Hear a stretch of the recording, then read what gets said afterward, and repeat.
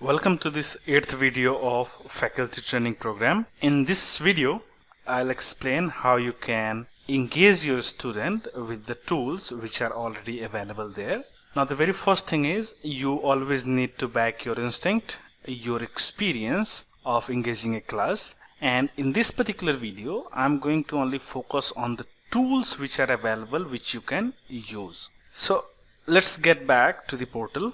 Now you can see I have already got a presentation uploaded, and there are two students in my class because they have got this circular icon, and I am the only teacher or moderator in this class with this rectangular icon, and I want to engage the student. I do not want them to sit idle in the class. So what are the different tools? And one more important question is why this has become necessity. The reason is when you take a physical class, you would be able to see the expression of the students listening to you during your lecture, and therefore you adjust your method of teaching depending upon whether their student going to like this or not. And if you feel that students are getting your lecture and the expressions are good enough, then you continue with the same approach that you have. Now that thing is missing in online classes. So what you need to do is you have to take feedback regularly without wasting too much time, but at the same time recording the responses which are necessary. So let's take a look at a quote given by Benjamin Franklin. He said, from a student perspective, that tell me and I forget, teach me, I remember, and involve me and I learn.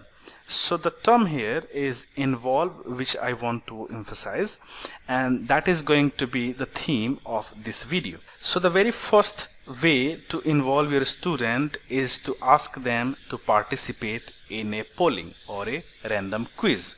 Now this needs to be designed and incorporated in the PPT file that you are about to upload for your lecture, and this needs to be designed beforehand, because that way you can save a lot of time. Otherwise you will be losing a lot of time during the class. So I'll show you one example first. Let's take a look at this example. Now this is a very simple question. Squares are one-dimensional diagram, yes or no? Now this kind of quiz can be anywhere in your slide. It can be third number slide, or fourth number, or fifth number, depending upon what are your content. Now this is a question you have already got yes and no, and you want to get the response from the student. So student must have some way to give the response, and that option is given to the student using this polling technique by going to actions and click on start a poll. So if you click on start a poll, there are 6 set of options which are already given. Yes no option, true false, AB, ABC, and so on. In this case it seems that yes and no options are more appropriate.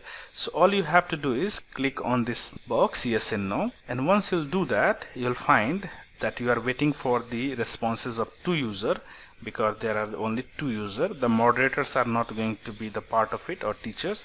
So only 2 students will get this yes no option, and you are waiting for the response. And so far 0 of them has participated in the polling, and all those 2 students will be listed here. If you have got 50 students, all of them will be listed here. And once a student go for polling, the name of that student will slide downward, and those students who have not participated in the polling yet, they will come at the top of this screen. And any response given by these users will be visible here as well. And similarly, the percentage of participation for these 2 options will also be shown here as well. So let me quickly go to this Rajiv Ranjan account and participate in the polling and see how does it look like on their screen. So I'll go to the student screen, and you can see right now Rajiv Ranjan is under you. That means this is the account of Rajiv Ranjan, and you'll be able to see that polling option that I threw a few minutes back. So if I'll select no as the answer, I'll click no, and then I'll go back to the teacher account. You can see that I have received 1 response for no, and one of the 2 participants has already participated, and I'm waiting for 1 more response. and this response is of Alok Jain because the response section in this region is blank, and that means now I can ask verbally through the microphone that Mr. Alok Jain, please go ahead and participate in polling. Why are you not participating? So this is more or like a passive form of participation, whereas students are only selecting. Now that needs to be true or not, that is up to them how serious they are, but still this gives you a way that whether a student is sitting in front of the screen or not. So if I'll go to the, and one more thing, if you notice here, you'll find that the student who has given the response, that has already slided into the lower side, and the student without a response is on the upper side. So you do not need to scroll through for 50 students and see who has given the response, who has not given the response. So let us say I'm going to Alok Jain account, and then I'll select no, come back to faculty account, and I can see this section has turned into done. Now once you see done here, that simply means all users have participated in the polling and there is no waiting responses. Now once you collect the responses from the user, you need to share the results as well of the polling. So you can simply click on publish polling results, and the same will be visible to the student as well on their portal as well. So let me quickly go to student account. You can see the student is able to see the result which were shared by the teacher. Now let me quickly go back to the faculty account again. So this is how you generally indulge a student into a polling. Now if you want to remove this polling result from your screen, you can click on clear all annotations and it will go away. Now let me again quickly go to start a poll and go to the next slide. Now in this slide, if you look at this option, in this case, if you want to start a poll, this option seems to be a suitable one. If you'll go to the next slide, you can also start a poll here, but this time you should go with option A, B and C only. In this case, if you are going to throw these four options, student will be confused. So please try to design your quiz with the same options which are available in the polling list. I can go to the next slide. And in this case, you can see I have got A, B, C and D, and these options are already there. I can go to the next slide, and you can see in this case I have got 5 different options and they are also there. So you can notice that this quiz has been designed by keeping these polling options in mind, and you are requested to do the same thing. Now if I'll go to the next slide, you can see that the question here is missing and answers are there, that there are 4 answers but questions are missing. So in this case, you can ask the question verbally and then you can throw these 4 options A, B, C, D. Now the student will be able to see these A, B, C, D on their portal, and now you can ask the question. For instance, what is the operating system that you are using on your laptop at this moment? So if a student is a Windows user, they can go ahead and select with any one of these 4. So the advantage of asking verbal question is that if a student is not listening, he won't be able to answer. And if one student is going to select this answer 9, that means he or she is not listening. Okay, because this is not an appropriate answer from any point of view. These are common Windows operating system which most of the people use, but this does not exist. So you can read the response from the list and point out who is that user who has selected this C, and then you can ask why he or she has given that response, because that is too odd to answer. And this happens generally when student does not answer the question, so they can do these kind of mistakes. Now if you want to conduct another polling, if you want to start another poll, you can go ahead and select that, go to the next slide. And in this slide, you can see that verbal question with manual options. So in this case, let us say you are explaining something to a student and you just want a quick feedback. So you do not want to write something on the slide. So what you can do is you can throw an option yes, no, and you can ask that did you got the point that I was mentioning or I was explaining so far. And if a student responses are inclined towards yes, more, that simply means the students are getting what you are teaching. Similarly, when you start a class, you can simply ask a question, are you able to listen my voice? And then you can go ahead and throw this yes no option. So a student will be picking that option there only. The other way is they can go ahead and they can click on this public chat area and they can enter their response as well. So if I'll close this down and click on this public chat, they can type here yes and you'll be able to see that, but that response cannot be summarized. So the better way is to go ahead and start a poll and throw yes no option, so that you will be able to see the summary how much percentage of student has opted yes and how many of them has opted no. And if a lot of students are saying no and few of them are saying yes, that means there are some problem with your end. So that's another way to keep your student engaged. So in between your presentation, you can keep asking these questions. Is it clear? Through yes and no, and collect the response. So student will be little active through this technique. Now if I'll go to next slide, there are other options as well. You can make a student presenter and you can ask him to do something on this slide.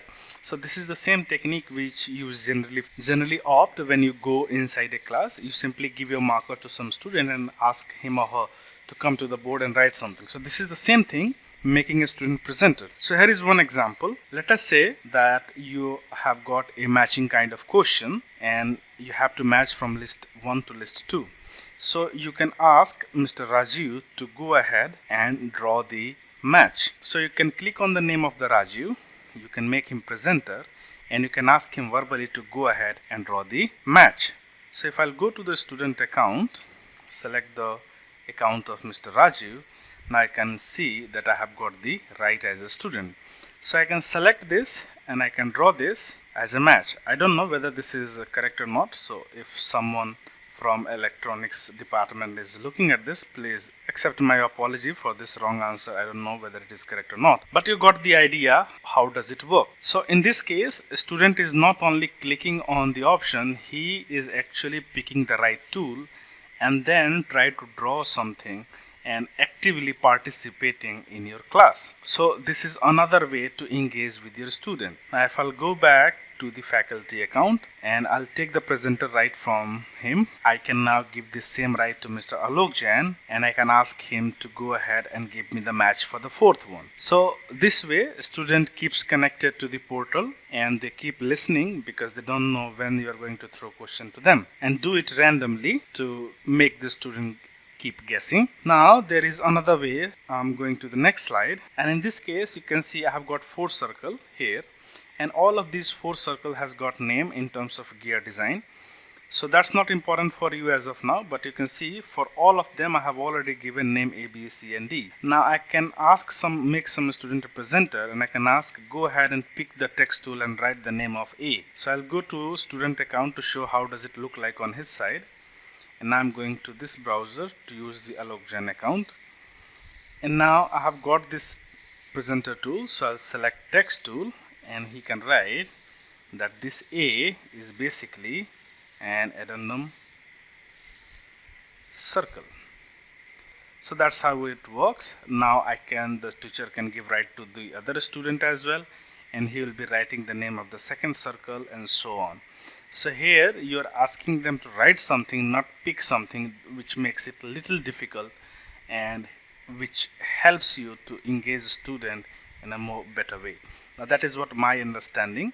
You can opt for another options depending upon the tools that you have seen so far. The last one that I want to explain is this one. I'll go to the teacher account and I'll take the presentership first. I'll go to the last slide, and now let us say I want to draw a PV diagram. So those who are from mechanical department will be able to understand what this is for an auto cycle. So I have already drawn an axis. I want some student to draw this and complete it for me. So I'll give Mr. Rajiv a presenter right, and I'll go back to the Rajiv account, and now Rajiv has got this right to draw something. So if he wants, he can draw this something like this, and let us say he is not done drawing this thing, he is drawn just only this. He still has to name this, so I can stop midway and I can ask another student to complete this diagram. So these are some techniques which can be used in order to engage the student in a more better way. Now using this technique you can opt for another option as well. That is up to you, and that is what makes you unique. So I hope that a student will be able to learn with these techniques in a much better way. In the next video I will explain how you can use your second device to teach your student with some manual tools such as whiteboard or pen or paper. So see you in next video.